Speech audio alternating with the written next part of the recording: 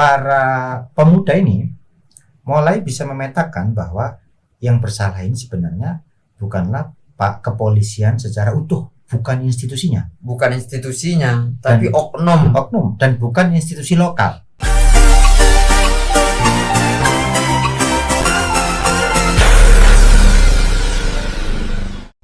Time Sloper kembali di podcast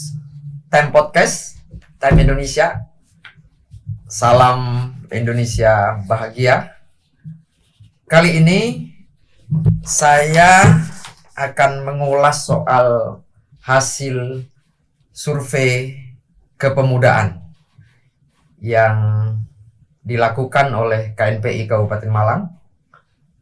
Nah, ini sejarah bagi KNPI melakukan survei kepemudaan khususnya di Kabupaten Malang. Jadi ada 44 item yang dilakukan, survei yang dilakukan di sektor kepemudaan. Nah, kali ini saya bersama Zulham Ahmad Mubarak selaku Ketua KNPI Kabupaten Malang.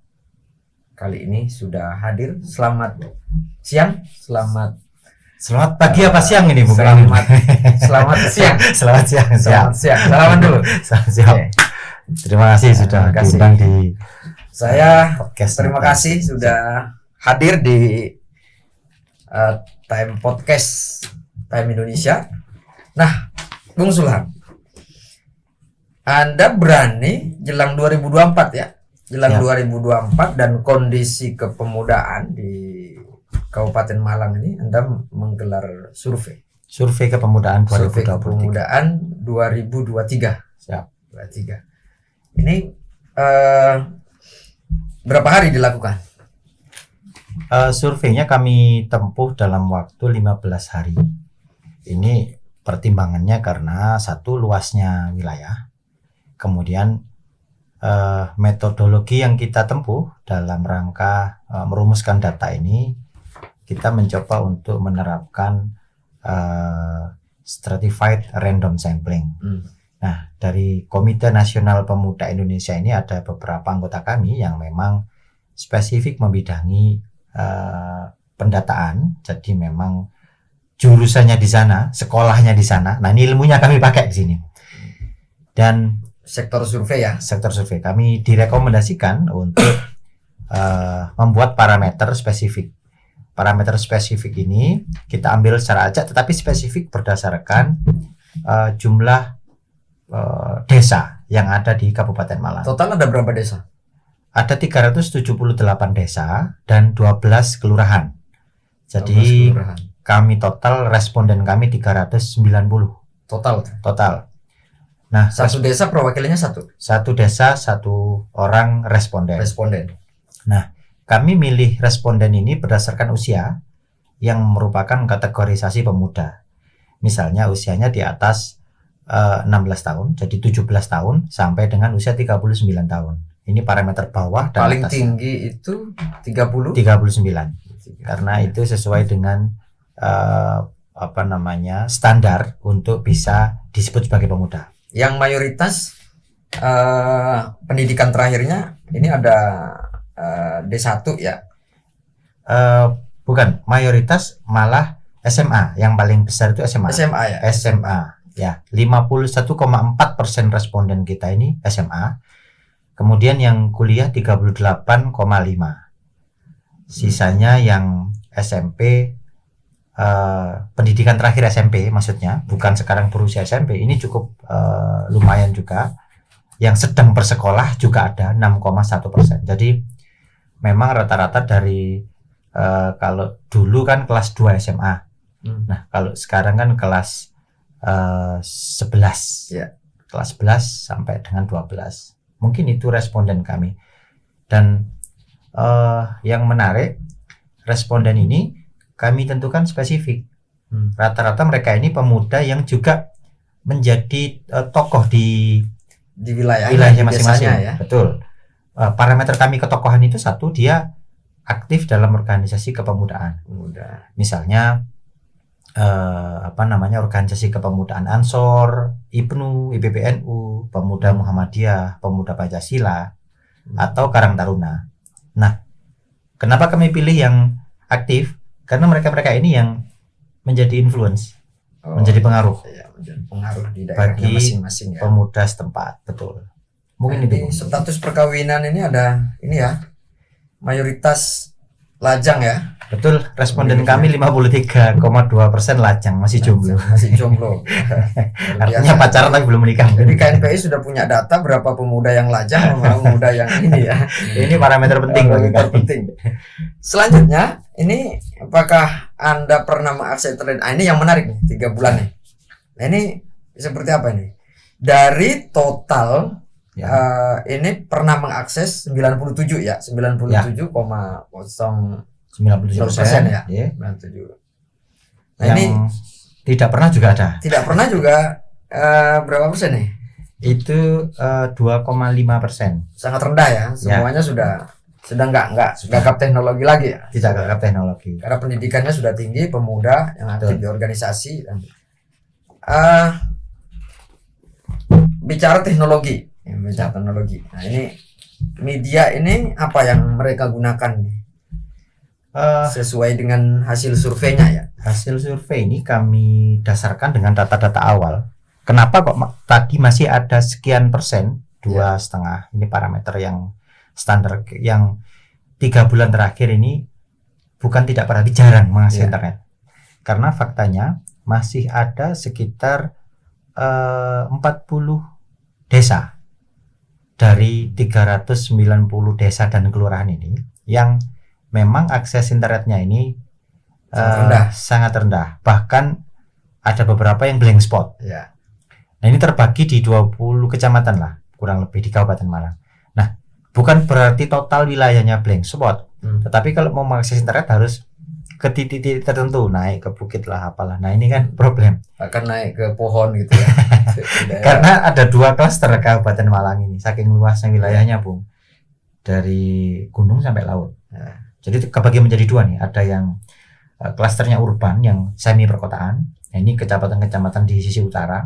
Ini kan semi perkotaan, dekat dengan bandara, dekat dengan kota. Nah, sedangkan suburban ini yang jauh sekali di selatan. Aksesnya kan sulit sekali mereka.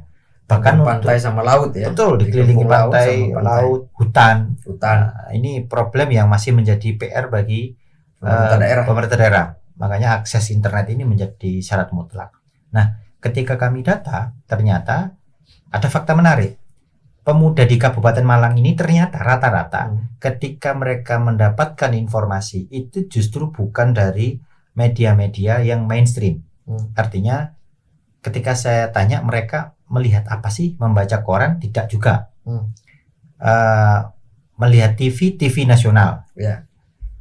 Lalu dari mana Anda tahu informasi? Dari berita. Beritanya disebar di mana? Nomor 1 itu ternyata ada di WhatsApp ya. Jadi penggunaan WhatsApp ini cukup tinggi sekali. Itu berapa persen? 94,5% responden kita. Ini mayoritas gitu ya. Betul, melihat dan mendengar informasi dari WhatsApp, terutama WA group. Ya. Jadi penetrasi informasi nomor 1 itu di WA group. Ini bisa menjadi ajang kampanye nanti ya bagi calon-calon untuk melalui WhatsApp ya. Melalui WhatsApp, tapi sulit karena WhatsApp ini sifatnya kan privat, terbatas privat. Jadi harus ada pendekatan-pendekatan yang layak untuk di-share mereka di WhatsApp. Karena jarang sekali informasi di-share di WhatsApp lalu kemudian bisa diterima oleh member grup WhatsApp. Kadang kan dikritik tuh, menjadi perdebatan. Makanya ini cukup sulit target segmentasinya. Nah, kemudian yang kedua, peringkat kedua, mereka ini ternyata banyak membuka Facebook. Ya. Dapat informasi dari Facebook. Facebook yang mana? Ternyata ada Facebook forum-forum besar di sana. Forum Asli Malang, komunitas, forum jual beli, forum Aremania, forum Asli Malang, informasi Malang Raya. Forum sosial, forum politik itu pemerintahan agak rendah ya. Rendah karena mereka minatnya tidak di sana. Bahkan di Malang Selatan yang kami analisa ini ternyata forum-forum yang mereka ikuti ini adalah di komunitas yang hobi. Seperti apa itu? Banyak sekali, ada forum-forum jual beli unggas, jual beli motor, kemudian Itu di Facebook ya? Facebook, kemudian ada forum juga apa namanya ini forum jaranan ada juga, kemudian ada juga forum ini Bisa bandengan juga, bandengan ada, kemudian ada forum musik itu apa namanya Jackson. Jackson itu juga ada, besar sekali Luar itu. biasa itu ya. Luar biasa. Dan ini menarik sekali karena ini ruang Iya. penetrasi yang belum banyak diketahui publik. Nah, problemnya adalah bagaimana pemerintah seperti kami juga sebagai kepanjangan tangan pemerintah dalam rangka komunikasi dengan di pemerintah sektor pemuda gitu ya ya. masuk ke sana ini kan sulit karena wadahnya sudah wadah hobi. Kadang-kadang kan kita harus berbicara dengan bahasa mereka. Paling tidak harus diakomodir kan itu. Betul. Nah, kemudian yang ketiga ini Instagram, jumlahnya 78,6%, baru setelahnya YouTube. Ya, itu. Kemudian menyusul TikTok dan Twitter. Nah, ini cara-cara mereka mendapatkan akses informasi.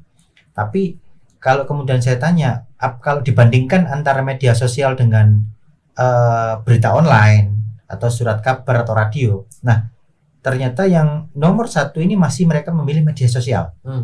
Jadi berita yang di-share di grup Facebook atau di WhatsApp atau di TikTok yang sudah diedit sedemikian rupa, itu lebih mereka percaya dan lebih mereka akses daripada dari sumbernya yang asli. Makanya Tapi untung di tantangannya sini ada micet ini agak selamat ya anak-anak muda di kabupaten. jadi ada yang unik lah dari data-data ini.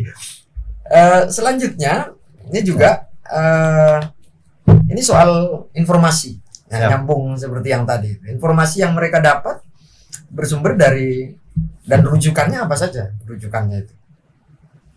Rujukannya tetap media sosial sebenarnya, Media sosial, dengan isu-isu yang lebih pop.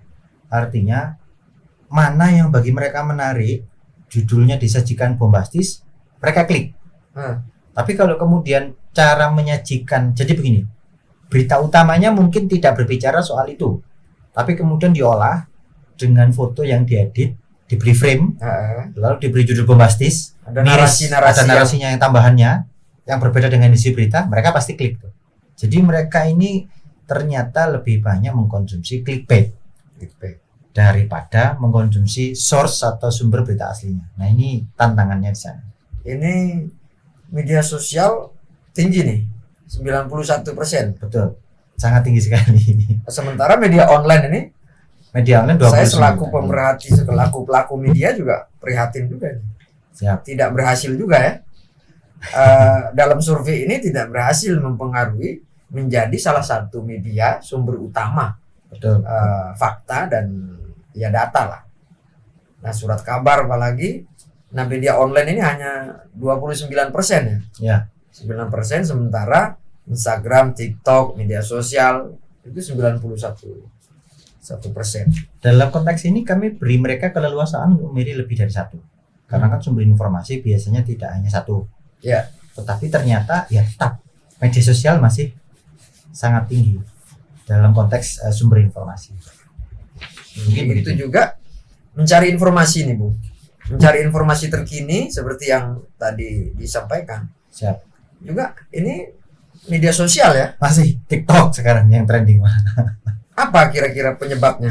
Kenapa begitu?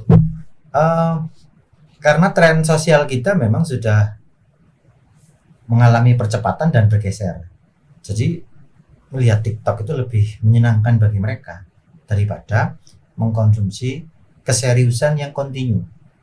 Rata-rata dalam survei ini mereka ini maksimal tidak mengoperasikan handphonenya itu cuma maksimal 9 menit digunakan untuk semua aktivitas dan paling banyak media sosial. Paling banyak dibuka WhatsApp. Setelahnya menjadi catatan bagi pemerintah ya untuk pelayanan publiknya gitu. Betul, harus mulai diubah menjadi produk-produk yang berbasis media sosial. Media sosial. Nah, apakah Anda memahami apa itu leadership? Nah, ini sangat memahami ya karena edukasinya, betul, pendidikannya sudah cukup baik, cukup tinggi. Nah, menurut Anda apakah pemuda perlu memiliki karakter leadership? Nah, ini sangat perlu mereka merasa perlu. Ini mungkin sudah karena mereka punya pendidikan yang. Apakah Anda sampai pada level mana leadership dimiliki para pemuda sekarang. Nah, ini gimana maksudnya nih? Nah, ini kami hitung dengan parameter seperlu apa. Nah, ini ternyata mereka masih merasa sangat perlu, parameternya Perlu. begitu, sangat perlu. Oke. Nah, ini isu-isu sosial. Manakah di antara isu-isu sosial dan politik di bawah ini yang paling menjadi perhatian Anda dalam pemilu 2024 mendatang? Ini Gimana? pertanyaan $1 juta. Artinya ini yang dicari oleh para politisi Ya. dan para capres. Nah, pemuda Kabupaten Malang ini ternyata mereka sangat concern dengan kesejahteraan masyarakat. Itu mengisi 55,4%. Jadi mereka lebih merasa perlu seorang calon pemimpin yang sedang berkampanye, para politisi ini, untuk bicara soal kesejahteraan masyarakat. Nah, baru kemudian di nomor 2-nya berbicara tentang demokrasi dan kebebasan sipil. Nomor 2-nya kesehatan, baru nomor 3 demokrasi. Jadi kesejahteraan masyarakat ini bagi mereka parameter yang sangat penting untuk diutamakan. Nah, ketika kami telaah lagi kesejahteraan masyarakat yang dalam konteks apa? Nah, ternyata banyak dari mereka ini yang kemudian merasa khawatir kalau kemudian tidak bisa mendapatkan pekerjaan. Masa depannya ini mereka sangat khawatir. Nah, nomor 2 adalah kesehatan. Jadi yang paling pertama bagi mereka penting ini adalah soal potensi mereka di masa depan untuk bisa bekerja. Jadi seakan-akan suram gitu masa depan mereka. Jadi mereka khawatir tidak bisa dapat pekerjaan, khawatir tidak bisa sejahtera karena ekonomi yang kemudian tidak kunjung membaik versi mereka, bagi mereka. Nah, ini tantangan yang harus dijawab. Selanjutnya ini soal akses BPJS. Nah, secara umum menurut Anda bagaimana ketersediaan lapangan pekerjaan nih? Nah, itu penting, ya. Pekerjaan bagi pencari kerja saat ini gimana hasilnya ini? 60,1% tepatnya. Itu merasa bahwa mencari pekerjaan hari ini sulit. Ya. Baik itu swasta maupun entrepreneur, semuanya sulit dilakukan. Apalagi mau jadi PNS gitu. Ya. Sulit. Nah, hanya 18,3% yang merasa mudah untuk mencari pekerjaan karena mungkin punya skill ya, Betul. punya peluang, punya link dan lain sebagainya. Betul. Nah, ini tantangan bagi KNP ini. Betul. Dan Upayamu? parameternya 2 ini. Ya. Yang 60,1% merasa sulit, yang 17,5% sangat sulit. Jadi kalau digabung ini ada sekitar 77,6% pemuda ini. 77% Iya, merasa sulit dan sangat sulit. untuk mendapatkan pekerjaan. Siapa kan yang nggak beres nih berarti? Apa ini yang sedang terjadi? Berarti mungkin Menteri Tenaga Kerjanya sosialisasikan atau bagaimana kan begitu? Iya. Artinya ya. Padahal banyak loh program-program pemerintah itu yang membuat apa yang susah. Atau jangan-jangan mereka tidak terjangkau seperti yang tadi.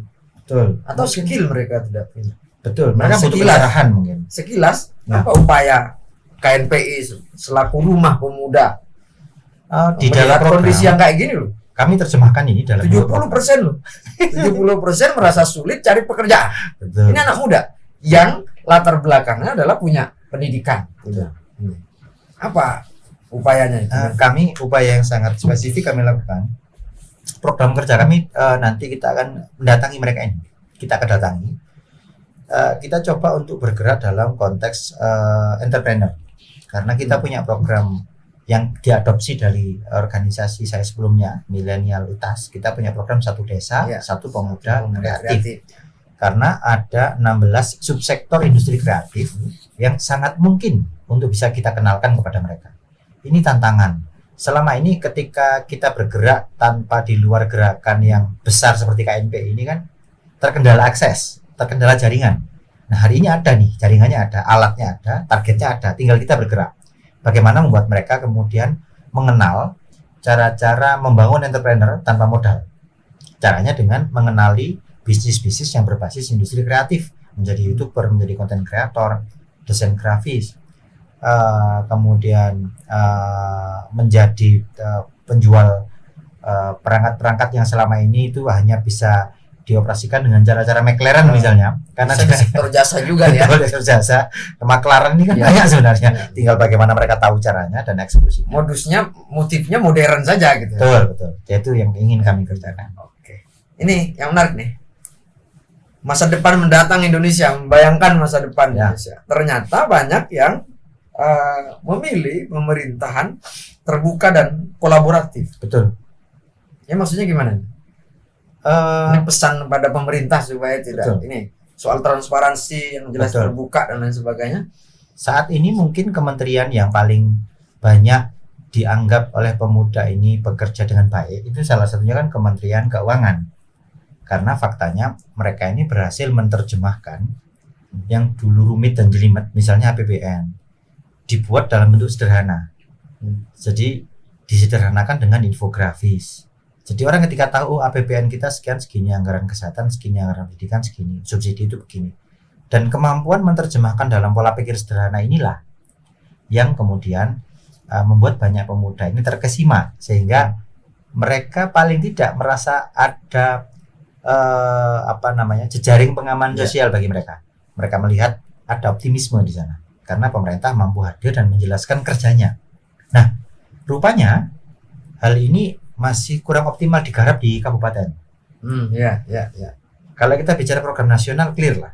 Tapi di Kabupaten Malang ini karena mungkin luas wilayah sama akses informasi yang sulit ini, pemerintah ini rupanya masih belum mampu menerjemahkan bahwa kerja kami itu selama 1 tahun ini begini.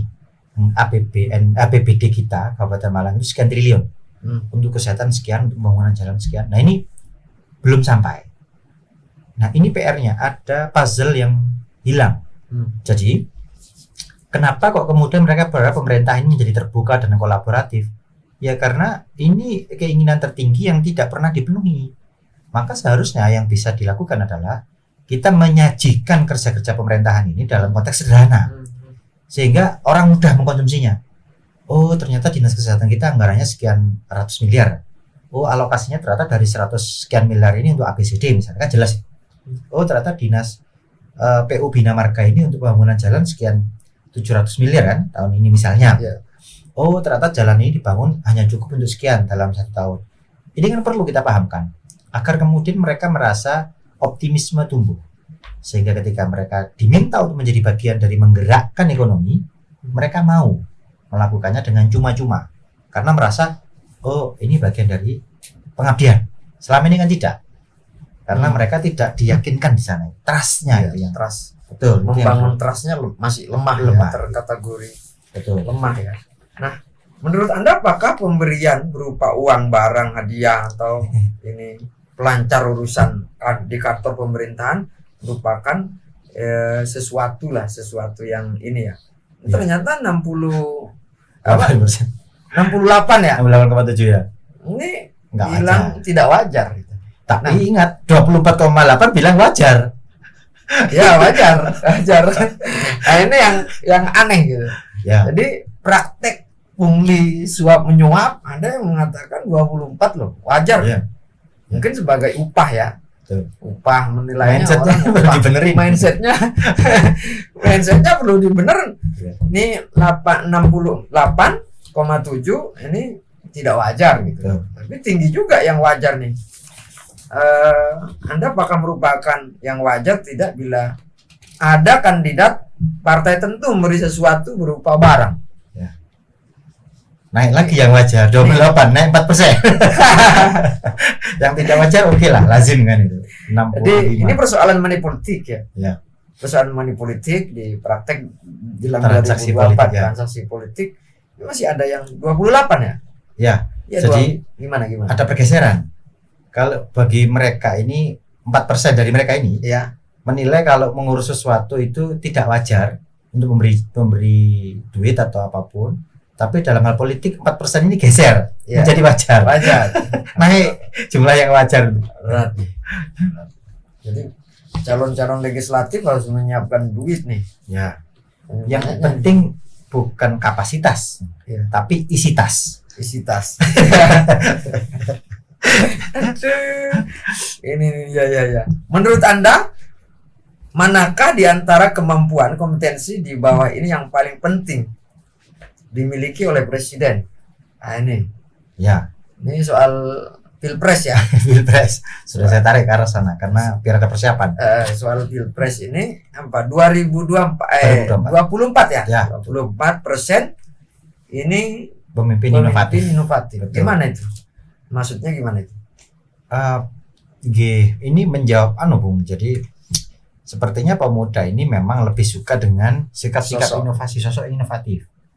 Jadi terobosan-terobosan yang selama ini tidak pernah dilakukan oleh pemimpin sebelumnya. Misalnya, ini kan menjadi trending, Pak Jokowi ini kan menghadirkan inovasi. Salah satunya ketika datang, pidato tidak hanya sambutan, tapi interaksi dengan masyarakat, dipanggil anak kecil, dikasih sepeda. Nah, ini kan inovasi dalam konteks interaksi sosial. Nah, ini membangun persepsi. Kuis nama-nama ikan ya. Betul. Nah, terus kemudian inovasi lainnya ini menghadirkan terobosan pembangunan yang tidak bisa diprediksi orang. Tiba-tiba selesai aja. Dan itu bisa dilakukan oleh Bisa. pemerintahan. Tiba-tiba jalan, Jokowi tiba-tiba ada saat tol, ada ini, ada itu. Nah, ini yang dirindukan oleh masyarakat Kabupaten Malang, pemudanya. 19 nih kemampuan membawa perubahan ya. Ya. Tetap Betul. menginginkan perubahan. Betul. Selanjutnya apakah Anda ikut memilih dalam pemilu ini? Lebih banyak memilih ya. Memilih, alhamdulillah. Memilih, Malang ini tingkat alhamdulillah. partisipasinya tinggi, sangat tinggi. Tinggi ini 74 ya. 74,9%. 74,8%. Siap memilih lah. Jangan ragu KPU dan lainnya untuk tidak memilih ya. Betul. Karena Ini cukup bagus ini tingkat cukup bagus. partisipasi. Tapi bukan berarti tidak sosialisasi KPU itu nanti tuh. Itu masukan juga buat kami. Karena anggarannya ada tuh. Betul, Sosialisasi harus juga efektif tuh. 53 miliar. Iya. Apakah Anda menjadi anggota atau kader pada organisasi di bawah ini? Nah, ini kebanyakan tidak nih. Kebanyakan ternyata rata-rata menjadi anggota organisasi masyarakat. Yang bukan tertinggi partai organisasi politik ya. Bukan. Tapi Yang- organisasi Yang paling rendah malah partai politik. Pemuda ini ternyata tidak suka dengan organisasi sayap partai politik. partai politik. Ya, Apalagi partai politik. partai politik. Sangat rendah sekali anggotanya. Ini jangan-jangan karena partai sudah tidak trustnya rendah atau seperti apa? Nah, itu dia. Mungkin karena Atau partai politik tidak membidik khusus generasi muda. mungkin cara sellingnya, menjualnya ini yang kemudian harus digeser. Dengan Metodenya lebih metode kuno ya. Betul, ini harus mulai Pendekatannya. digeser lah kepada pemuda karena ini bicara sektor Kabupaten Malang saja. Ini kan wilayah yang sangat ruang lingkup kecil. Ternyata mereka juga nggak seberapa suka dengan partai politik. Tetapi ketika diminta memilih mereka sebatas kewajiban. Ketika kami tanya kenapa memilih, rata-rata ternyata karena faktor lain. Faktor yang paling berpengaruh ini adalah orang tua dan tokoh agama biasanya begitu. Oke. Ini soal kebebasan ya. Ya. Seberapa puaskah Anda terhadap kinerja Bupati Malang? Ini. Anda ada item itu segala ya. Ada. Sebagai kepanjangan tangan dari Betul. pemerintah daerah. Kita partner lah, bermitra dengan pemerintah daerah. Maka Tapi kita tidak berusaha- boleh diam, harus tetap kritis. Siap. Ini parameter ini detail, artinya ini Ya. tidak kami manipulasi data Ya. dan real. Ternyata 57,2% puas dan 7,3% sangat puas. Artinya berbicara yang puas ini mencapai hampir 64,5%. Anda tahu apa yang bilang puas nih? Yang Dari- terjadi fakta di lapangan seperti apa? Ya, karena mereka tidak mendapat informasi yang yang mendetail, tetapi merasakan. Misalnya ketika viral terkait dengan jalan yang banyak lubang, kemudian dalam waktu tidak lama selesai, bagusin. Ketika mereka merasakan pelayanan KTP sulit misalnya, kemudian di kecamatan sudah ada anjungan Dukcapil Mandiri itu hadir. Dan faktanya memang ada 56 penghargaan. Atau jangan-jangan puas karena bisa disuap. Nah, ini Gimana enggak? sesuatu yang tidak terukur kalau Tidak soal itu. terukur, ya. Artinya parameter ukuran kami adalah dalam konteks karya nyata, Iya, kepuasan. kepuasan publik, surveinya begitu. Sangat puas nih Pak Bupati ini. Ya, nah ini Secara umum seberapa percaya Anda terhadap lembaga-lembaga negara di bawah ini? Iya. Apakah tidak percaya sama sekali, kurang percaya, cukup percaya, atau sangat percaya? Nah ini nih. Ini. Di sini ada Polri nih. Ya. Ini Polri nih ya. Siap. Polri itu cukup percaya nih. Cukup percaya. Cukup Lumayan. percaya itu berapa persen nih? Parameter kami ini sebentar datanya di kami detailkan lagi nanti. Iya. Tapi yang jelas ini kami ranking dulu. Data detailnya Ya.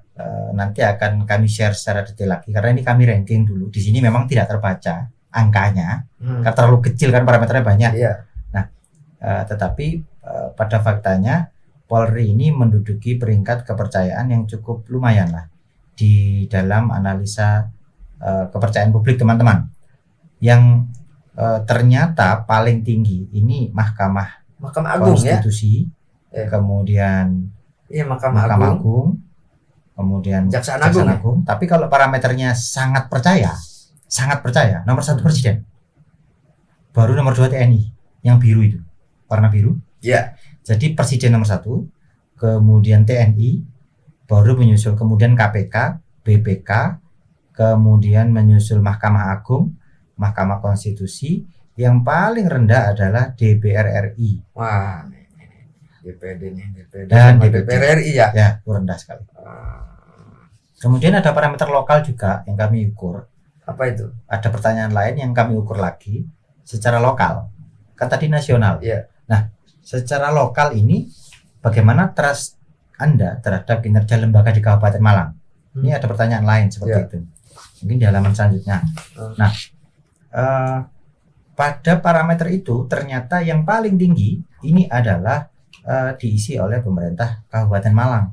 Baru kemudian menyusul kejaksaan, baru pengadilan, baru kemudian Polres Malang, baru DPRD. Jadi rupanya pasca tragedi Kanjuruhan ini rupanya sudah ada upaya yang membaik di Kabupaten Malang. Mungkin karena kerja-kerja Di tubuh Polri ya. di tubuh Polri, artinya trust mulai naik, meningkat ini. Bisa jadi ini karena para pemuda ini mulai bisa memetakan bahwa yang bersalah ini sebenarnya bukanlah Pak Kepolisian secara utuh, bukan institusinya, Bukan institusinya, tapi oknum. Dan bukan institusi lokal.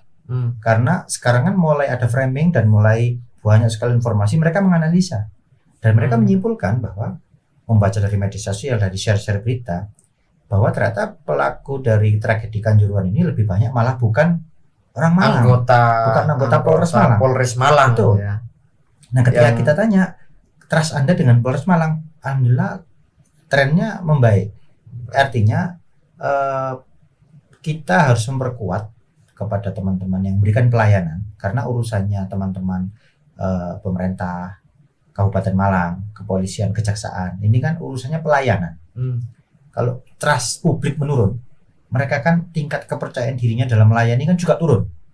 Nah, kita hari ini pastikan bahwa surveinya bagus kok. Artinya kita beri semangat kepada mereka untuk kemudian mengembalikan pelayanan prima seperti sebelum ada kejadian, tanpa bermaksud mengintervensi kejadian Kanjuruhan.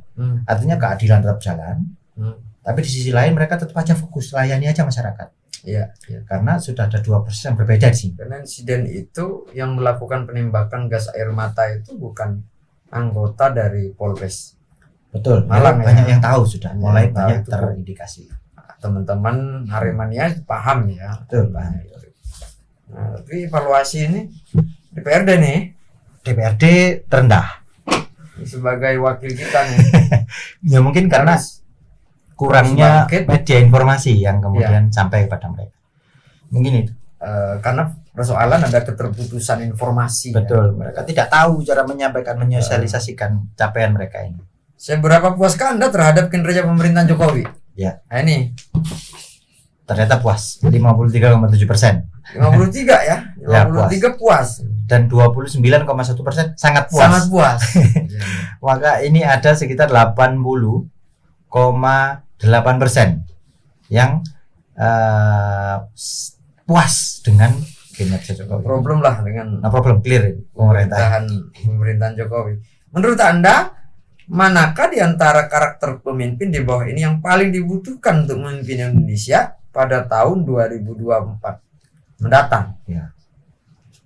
Yang paling tinggi jujur dan tidak korupsi. Jadi Itu prasyarat nomor 1. berarti tidak korupsi ya, jangan korupsi lagi jadi presiden gitu. Baru ketegasan dan kewibawaan nomor 2. Jadi orang yang berwibawa dan tegas itu masih diminati di Indonesia ini. Iya, Tapi yang paling diminati nomor 1 adalah jujur dan tidak korupsi. taat beragama 50 cuma ya, Ya, 50%. jadi Cerdas pinter 47. Nggak butuh orang pinter, tapi butuh yang jujur. betul. Jujur, tidak korupsi. Nah sekarang juga banyak orang pinter, cakap dalam kepemimpinan, korupsi. Betul. Mana yang lebih Anda pilih, tokoh politik yang agamis atau nasionalis? Nah ini Ternyata Kabupaten Malang Kabupaten Malang dikenal sebagai masyarakat yang nasionalis. di sini malah yang paling tinggi agamis dan Jawa. Nah ini berarti Keinginan. Jawanya itu, karena kabupaten juga kental ya, yang Iya, Jawa ya, Jawa. agamis dan Jawa. Agamis dan Agamis dan Jawa. Jawa. Ini yang paling tinggi. Kemudian baru nomor 2 militer dan agamis. 21,8%. Oh iya, militer dan 21,8, agamis. Baru nomor 3 Jawa dan non Jawa. Ini 18,2%. Itu jangan-jangan karena yang milih ini karena kader Banser boleh. Agamis, oke. Menurut Anda latar belakang pasangan capres cawapres seperti apa yang Anda harapkan ini? Kembali Kita lagi sodorkan yang pertanyaan paling itu juga. tinggi ya, yang paling tinggi tetap agamis dan Jawa kombinasi. Jawa ya. Ya, Kalau itu di parameter kabupaten paling penting itu, Kabupaten Malang. berarti calon presiden nantinya yang agamis dan punya keturunan Jawa. Di sini begitu, yang paling bisa Kalau tidak keturunan Jawa ini bisa kurang bisa diterima di Kabupaten Malang. di Kabupaten Malang Ini ya. data hasil- yang berbicara. data yang hasil survei yang berbicara ya. Jawa non Jawa ini bukan pada persoalan berita bicara etnis ya, Betul. tapi survei itu yang agamis dan Jawa tuh. Itu Yang yang dikehendaki. dari berapa tokoh di bawah ini? Ini siapa saja yang Anda ketahui? Artinya popularitas. Ya, Kami ingin popularitas. mengukur popularitas. Ingin melihat popularitas Anda. Siap. Yang paling tinggi di Kabupaten Malang ini bukan endorse ya. Ya. Sekali lagi bukan endorse. Ini fakta. Saya nggak mau tuh. Ini bicara fakta, Fakta data ya. Hasil survei Anda, Bung. Nomor 1 dihuni oleh Mas Ganjar Pranowo, Gubernur Jawa Tengah. Ya, Ini popularitas. popularitasnya. Dan nomor 2 Pak Prabowo Subianto, dan mereka terpaut hanya 5%. Jadi dua orang ini saling salib dalam konteks popularitas. Baru kemudian disusul nomor 3-nya ini Ridwan Kamil. Kemudian Yang Anies keempat Baswedan. itu Mahfud MD. Ya, Mahfud MD, Anies Baswedan ya. Anies Baswedan, dan kemudian Mahfud Mahfud MD. MD, betul. Mahfud MD. Jadi urutannya begitu. Nah, ini kan menjadi menarik bahwa ternyata pemahaman teman-teman terhadap ketokohan ini sesuai dengan parameter nasional. Ya memang lazimnya yang dikenal ya memang orang-orang ini, karena yang paling mungkin karena mereka mengisi itu sosial media ini. mampu mengisi media sosial ya. betul. Kekuatannya di sana, di sosial media. Karena ini anak muda. Betul. Bagi kalangan yang rendah sosial medianya ini juga rendah ini. Nggih. Contoh Erlangga Hartarto. Ya, Ini hanya berapa persen nih? 20%. 20%. Ada Puan Maharani nih. Ya, Puan Maharani itu 41 ya. 41 masih di atas. Dulu masih di atas ini Andika Perkasa. Ada Sri Mulyani juga kami masukkan. Kemudian Muhaimin Iskandar juga cukup baik, 37,5%. Nah, Muhaimin di Iskandar dalam ini parameter ini kami berikan keleluasaan untuk bisa memilih lebih dari satu, teman-teman. begitu Ya, ya. gitu. Jadi Metode surveinya begitu ya. memang begitu untuk yang Tidak harus sesuai dengan apa yang kita patok ya. tidak Apa yang harus. kita Jadi mereka tentukan. bisa menentukan siapa aja yang kamu kenal A, B, C, D.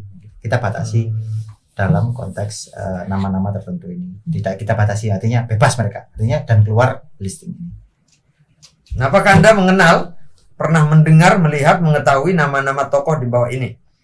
Ini yang tertinggi siapa nih? Masih Mas Ganjar Pranowo 33,9%.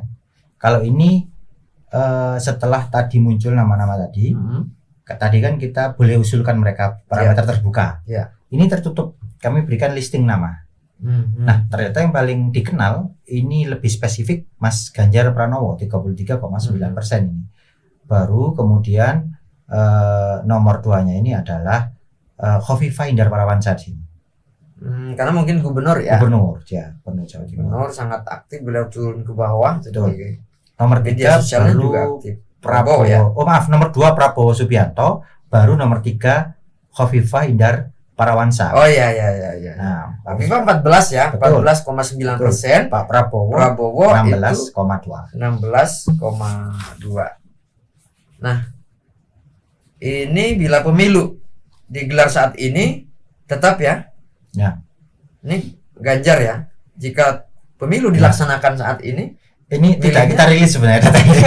Ada data yang untuk internal, Iya. ada data untuk eksternal. nggak apa-apa. Berarti saya yang berhasil.